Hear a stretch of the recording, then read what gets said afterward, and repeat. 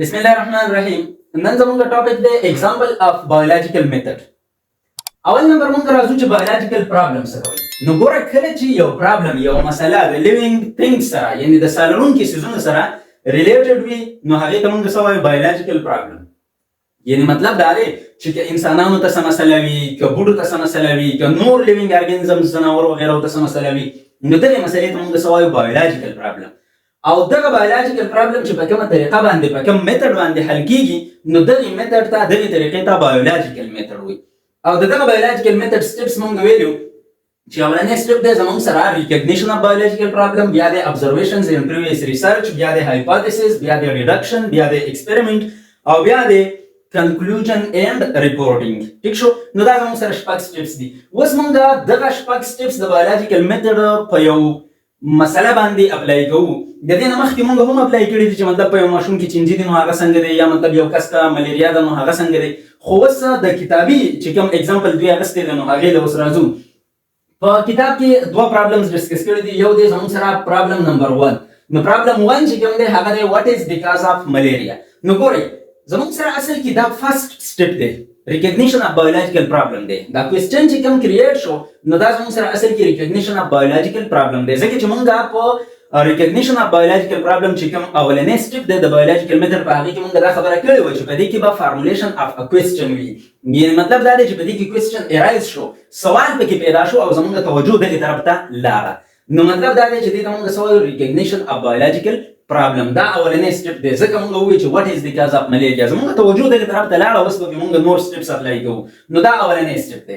دویم نمبر راځي زموږ سره observations. observations کې زموږ سره چې کوم د ملیریا مطابق کوم observations شوي نو هغه موږ په A او په B کې چې کوم دی نو ډیوایډ کړي دي. A زموږ سره چې کوم ancient times کوم د پخواني وخت هغه کوم observations دي نو هغه دي، او په B کې کوم چې بیا زموږ سره لیوران ساینټیسټ راغی هغه چې کوم observations کړي نو هغه دي. ټیک شو؟ نو اول نمبر موږ راځو د observations کې A نمبر ancient ټایمز والا یعنی رومنز والا چې کوم observations دي. او یاد ساتئ ancient څه دی؟ پخواني وخت ته. نو مطلب دا دی چې دا مور دین 2000 years ago یعنی مطلب د 2000 کالو نه مخکې چې کوم دی نو دا هغه observations دي د ملیریا په باره کې. او زموږ سره چې کوم دی نو هغه observations کې دا دي چې patients of this disease چې کوم دی نو recurring attacks of chills and fever. یعنی مطلب دغه خلکو ته دا پته وه چې یاره دا قسم بیماري په کله په یو انسان کې راشي نو هغه باندې ریکرینګ اټیکس اف چیلز اینڈ فیورز کیږي. یعنی مطلب دا دی چې ریکرینګ څه ته وایي چې بار بار راځي. یعنی مطلب 24 घंटे بعد 48 घंटे بعد 72 घंटे بعد دغه لچ او دغه تبه چې کوم دی نو دا بار بار ریپیټ کیږي نو دې ته وایي ریکرینګ اټیکس اف چیلز اینڈ فیورز. او که خیال هم کړی نو موږ ویلو چې په ساینټیفیک انفارمیشن کې چې کوم دی نو دوه خبرې شوي دي.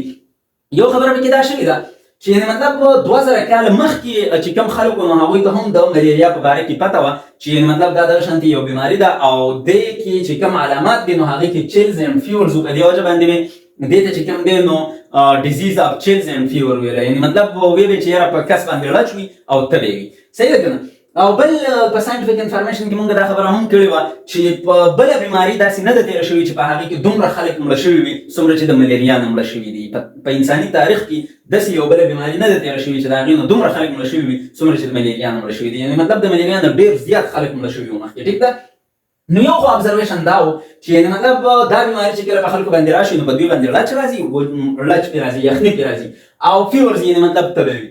بل دی زموږ سره دویم نمبر ابزرویشن دا و چې دا بیماري کامن ده په هغه خلکو کې کومه خلک چې په لو مارشي ایریاز کې اوسېږي. یعنې مطلب په دلدل علاقو کې اوسېږي چې په کوم ځای کې اوبه داسې موجود وي که نه لامده لامده ځایونه وي او اوبه پکې داسې ولاړې ولاړې شانتې وي نو دې ته څه وایي مارشي پلیسز. نو په هغه خلکو کې دا بیماري ډېره وي د کومو خلکو چې کورونه دغه ځایونو سره نږدې وي یا دغه ځایونو کې اوسېږي را اوسېږي نو هغه خلکو ته دا بیماري ډېره زیاته وي بنسبت د هغه خلکو کومه خلک چې د دې مارشي پلیسز نه لرې وي. یعنې مطلب د دې جبو مبو علاقو نه لرې اوسېږي په هغوی کې دا بیماري کمه وي.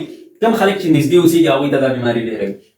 بله خبره دا ده چې یعنې مطلب د دې نه دا خلکو دا یو خبره هم راویسته چې کېدای شي دا خلک دغه اوبه استعمالوي نو چې دغه اوبه کله دا وڅکي نو دا بیماري ورته لګي. خو بیا داسې چل وشو چې some volunteers drank water from marshes but they did not develop malaria. سل volunteers وو، سل رضاکارانه خلک وو. رضاکارانه یا volunteer هغې ته وایي چې څه تنخوا منخوا نه اخلي او څه کار کوي نو هغې ته وایي. صحیح ده؟ نو دوی خپله زندګي په خطره کې واچوله چې خیر ده بس که ملیریا راته ولګېدله څه مسله وشوه نو خیر دی ودی شي او که ونه لګېدله نو زه پروف خو به شي که نه چې یاره مطلب د دې نه ملیریا نه لګي. نو چې څه والنټیرز وو هغوی ورغلل او دغه اوبه یې وڅښلې نو هغوی ته ملیریا ونه لګېدله. نو مطلب دا خبره هم غلطه شوله. بیا د هغې نه پس then began thinking that stagnant water of marshes poisoned the air. بیا خلکو دا سوچ شروع کړ چې نه د دې اوبو د څښلو نه خو ټیک ده، د دې اوبو د څښلو د وجې خو ټیک د ملیریا نه لګي، خو دا چې کوم خلک دغلته اوسېږي نو چونکې د دې اوبو د وجې دغه هوا ګنده کېږي او دا خلک په دغه هوا کې چې کوم دی نو څه کوي ساه راکاږي، په دې وجه باندې دغه ګنده هوا چې دا خلک دننه کړي نو بیا ورته ملیریا لګي. ټیک ده. نو دوی ویل چې کوم دا سټیګننټ واټر دی یعنی مطلب ولاړې اوبه دي کوم نو دا دغه هوا څه کې دا پوایزنټ کې پوایزنټ زهریله ته وایي. یعنی مطلب دا هوا چې کوم دی نو دا زهریله کې په دې وجه باندې چې په دغه خرابه هوا کې په دغه زهریله هوا کې چې کله دا خلک ساه راکاږي نو بیا دوی ته ملیریا لګي. ټیک ده که نو when people breathed in this bad air they got malaria. دوی دا خبره کوله چې یعنی مطلب کله په دغه هوا کې ساه واخیستلی شي بیا ورته ملیریا لګي. نو ملیریا مطلب هم دا دی دا د ایټالین ورډز دی مالا او ایریا. نو د مالا مطلب دی زموږ سره بیډ خراب او د ایریا مطلب دی ایرو یعنی مطلب خرابه هوا. نو دا هغه بیماری ده چې د خرابې هوا د وجې لګي، په دې وجه باندې دې بیمارۍ له نوم ورکو ملیریا. مالا ایریا بیډ ایرو د بیډ ایر د وجې لګي. دا د دوی ابزرویشنز وو، نور داسې کېږي نو صحیح ده. نو دا انشنټ ابزرویشنز دي کوم چې پخواني ابزرویشنز وو رومنز والا. بیا زموږ سره بي نمبر کې موږ راوړو لیوران ابزرویشنز. لیوران یو ساینټیسټ و، هغه چې کوم ابزرویشنز کړي وو کوم مشاهدات یې کړي وو نو هغه څه وو he observed the blood of a malarial patient under microscope. هغه د ملیریا یو مریض راواغستو، د هغه نه وینه واغستله او هغه په مایکروسکوپ باندې سټډي کړله. noticed microorganisms in blood. په دغه وینه کې د چې کوم دی نو څه سټډي کړل څه پکې ولیدل مایکرو ارګانیزمز یې پکې ولیدل، واړه ارګانیزمز یې پکې ولیدل د مایکروسکوپ په مدد سره. دغه وړو ارګانیزمز ته د نوم ورکړو انیمالکیولز. صحیح ده که نه. بیا چې کوم دی 15 کاله پس دغه ارګانیزم بیا ولیدلی شو او دغه ارګانیزم له وروسته بیا نوم ورکړو پلازموډیم. ټیک ده که نه. بیا زموږ سره یعنی مطلب دا د لیوران ابزرویشنز وو چې دا وایي چې یاره مطلب د ملیریا په مریض په بلډ کې زموږ سره یو خاص قسم مایکرو ارګانیزم اوسېږي، انیمالکیول پکې اوسېږي، د هغې په وجه باندې چې کوم دی نو دا ملیریا لګي. نو هایپوتیسس څه راغی؟ هایپوتیسس دا راغی چې بیسډ اپان ابزرویشنز ا هایپوتیسس واز ډیولپډ. د دې ابزرویشن په بیس باندې دا چې کوم دا ابزرویشنز او خاص کار چې کوم دا ابزرویشنز دی لیوران والا نو د دې ابزرویشن په بیس باندې دا هایپوتیسس یو هایپوتیسس ډیولپ شو. هغه هایپوتیسس سو پلازموډیم از بیکاز اف ملیریا. چې دا ملیریا د څه د وجې راځي؟ دا د پلازموډیم د وجې راځي. صحیح ده که نه. نو بیا څه چل وشو؟ ډیډکشن مونږ ویلو چې د یوې خبرې نه بله خبره راویستل او په دې کې مونږ دا خبره کړې وه چې په دې کې به اف او دین استعمالیږي، اف او دین به پکې استعمالیږي. یعنې مطلب دا دی چې اف پلازموډیم از بیکاز اف ملیریا. دا یوه خبره شوه. then all malarial patients should have plasmodium in their blood. نو بیا به د ټول ملیریا والا مریضانو په وینه کې پلازموډیم موجود وي. دا بله خبره شوه.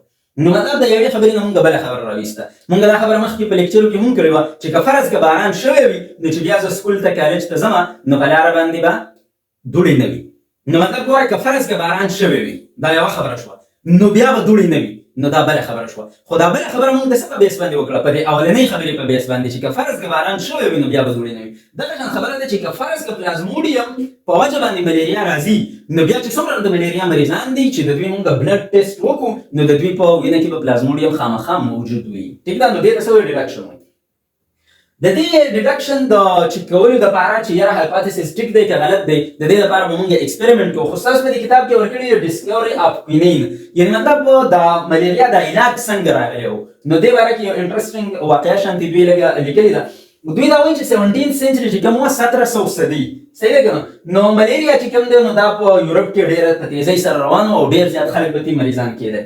بیا زموږ سره چې کله امریکا ډسکور شوله نو امریکا کې زموږ سره میډیسنل پلانټس وو یعنی مطلب داسې پلانټس وو داسې بوټي پکې وو چې د هغې نه به دوایانې جوړولې. نو هغه بیا د امریکې نه یورپ طرف ته تلل شروع شول ځکه چې په یورپ کې خو ملیریا او نورې بیماریانې وي نو د امریکې نه به چې کوم دی نو خلکو بوټي موټي خرڅول او یورپ ته به یې لېږل. ټیک ده که نه. نو څه چل وشو؟ بارک اف کویناکوینا یو خاص قسم ونه ده. کویناکوینا د هغې پوستکی بارک څه ته وایي؟ پیړ پوستکی ته بهر پیړ پوستکی چې کوم دی نو د دې کویناکوینا چې کوم پوستکی دی نو هغه به د تبو د علاج لپاره به چې کوم دی نو استعمالېدو چې چاته به تبه وه او دغه پوستکی به استعمال کړو نو مطلب هغه به ټیک کېدو.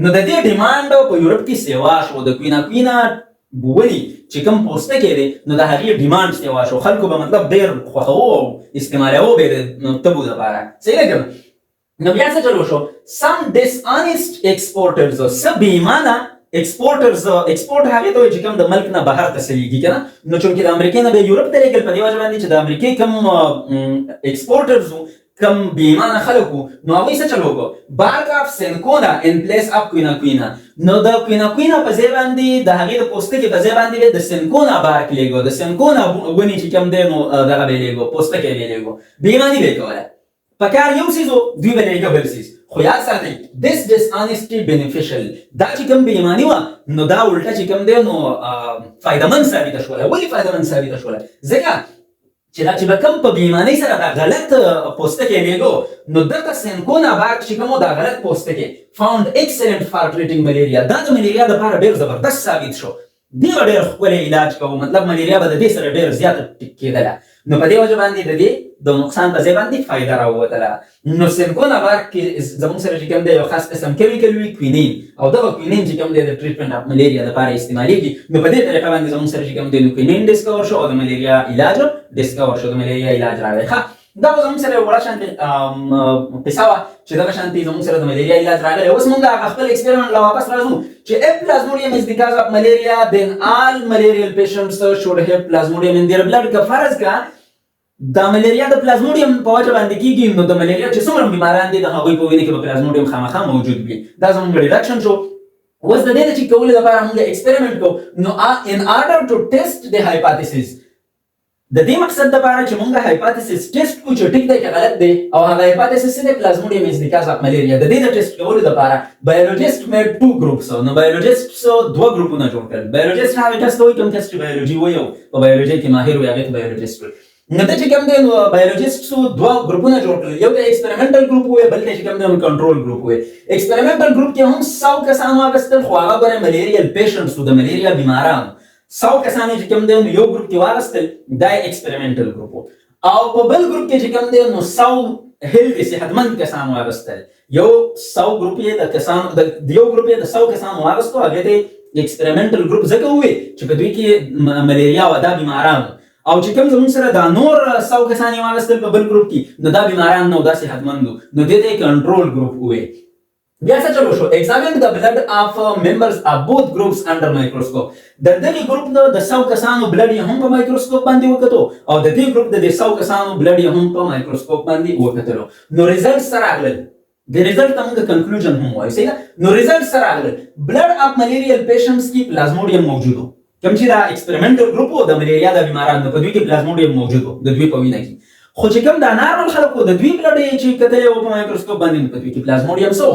ایبسنټ و یعنې پرزنټ پکې نه و بلډ اف هیلدي پرسنز فری اف پلازموډیم د دې خلکو چې کوم دا صحتمند خلک وو نو د دوی وینه څه وه دا د پلازموډیم نه فری وه یعنې مطلب پلازموډیم پکې نه و So, research supported the hypothesis that plasmodium is the cause of malaria. نو زموږ سره اوس ریزلټ چې کوم راغلی زموږ سره کوم چې کنکلوژن راغی نتیجه کومه راغله نو نتیجه دا راغله چې بالکل پلازموډیم is the cause of malaria ځکه چې دا کوم چې د ملیریا بیماران دي د دوی په وینه کې پلازموډیم شته په دې وجه باندې پلازموډیم is the cause of malaria او د دوی په وینه کې نشته نو په دې وجه باندې دوی ته ملیریا هم نشته It was taken as the solution of a biological problem نو مطلب دا چې کوم دی نو د بایولوژیکل پرابلم سولوشن وشو بایولوژیکل پرابلم حل شو دا خبره ټیک شوه چې پلازموډیم از د کاز اف ملیریا د پلازموډیم په وجه باندې ملیریا راځي ټیک ده که او زموږ سره د پلازمو دا ریزلټس چې کوم دی نو دې ته ما تاسو ته ووایي چې کنکلوژن ایم ریپورټینګ هم وایي کنکلوژن مطلب ریزلټ دې ته هم وایي او ریپورټینګ خو بیا دې ته وایي چې مطلب ریپورټ شي